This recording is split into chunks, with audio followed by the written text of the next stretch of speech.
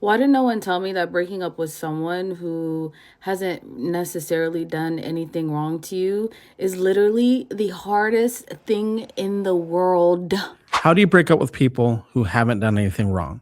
Hello, my name is Matthew Pfeiffer. I'm a therapist, coach, author. And on this video, we're going to break down a viral TikTok video where a woman asks this question. And I'm going to talk about the reasons why this is actually a good problem to have. Let's watch this next video together. Let's break it down. I'll give you my thoughts after. Why did no one tell me that breaking up with someone who hasn't necessarily done anything wrong to you is literally the hardest thing in the world? Because I just broke up with my boyfriend of 5 years because I just feel like we're not on the same page anymore. And honestly, like I would never make a video like this, but I genuinely feel like this is such a finalized decision. And I did this like maybe like almost 2 weeks ago now, but like I just know that this is such a final decision and I'm never going to go back, that I feel like I am safe enough to talk about it. So we've been dating for 5 years, and honestly, I have nothing but good things to say about him. But obviously, we had our trials and tribulations throughout the relationship because, again, we were together for 5 years.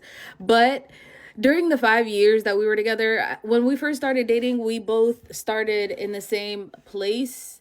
So it naturally, like, I don't know, like we were having fun. It was a lot of fun. But like within 5 years, I grew so much.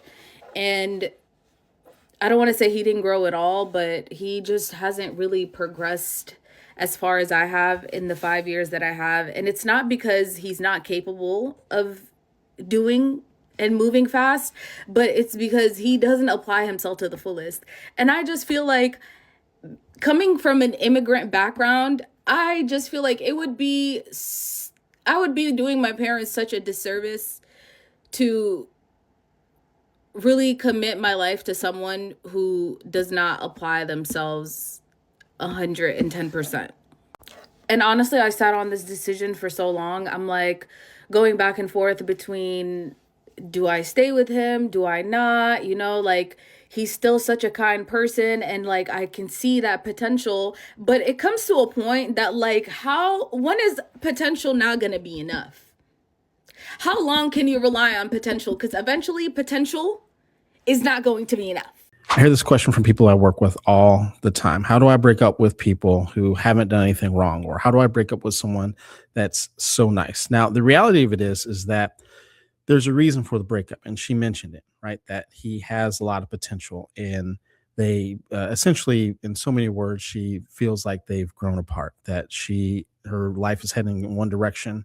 They started out in the same place, and his life is kind of heading in another direction. So there's a reason for the breakup, and the problem in this situation is that, and I'm gonna mention social media, is that there's so often people talk about breakups in terms of toxic relationships, that there always has to be like something happening, right? That there always has to be some egregious thing that's happened, that someone has cheated on someone, that someone is abusive, that someone is manipulative. But the reality of it is that there are what I would consider kind of like a healthy breakup, where maybe both people are good people, they're just not aligned. Maybe it's just not a good fit. Maybe like in this situation, they've grown apart. And in those situations, the reason why I mentioned in the intro that these are a good problem to have is that you know that you're at least in the right direction of life partner if you are looking at getting married. That you are choosing high quality character people, right? So it sounds like this person has good high quality character, but they're just not aligned. So in a situation where you are trying to break up with someone who, quote, hasn't done anything wrong, they haven't cheated, they're not manipulative, they're not narcissistic or anything like that. Number one, you thank them, right? Thank you for the last 5 years. Thank you for the last 3 months if it's someone that you have just recently started dating. And show them appreciation for the time that you spent together. Let them know how memorable, whatever, right? I'm always going to remember, the video games we played or the times we went to the sporting events or whatever. And I appreciate how well you've treated. But at the same time, this isn't the relationship for me. Now, here's the problem that a lot of people in these type of situations have is that the the term quote friendship is always going to come up, right? People are always going to say, well, let's just be friends. And the reality of it is that even though you're not creating an enemy, no, we're not going to be friends. Now, when I say that, I'm not saying that this is something that you literally have to say to this person, but the reality of it is that if you're breaking up with this person, you're breaking up with them for a reason. And the problem with holding on to this person as a friend is that A, you could be leading them on, B, you could be leading yourself on. And keeping this person attached as a friend, the reality of it is that you guys already had romantic inclinations, and the likelihood of one or both people struggling to move on.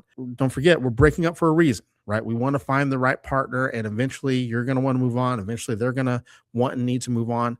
And if you're still attached to exes, especially in a situation like this where you've been with this person for 5 years, there's history there, the likelihood of this becoming a problem in future relationships is highly likely, right? All of a sudden, this person who's really an ex, not a friend, it's an ex, continuing to reach out, continuing to message while you're on dates.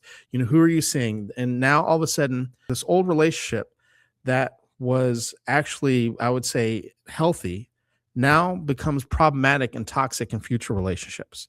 So it's important to set those boundaries early and often. And again, we're not enemies, right? But we're also not necessarily friends. So we're not going to be communicating on a regular basis. But if I see you out, I'll wave, I'll say hi. We're not enemies. We're not problematic. We're not against each other. I'm going to root for you. I hope you find your partner. I'm going to be looking for mine. But at the same time, we're not going to continue communication the way that we have been. But let me know your thoughts in the comments below.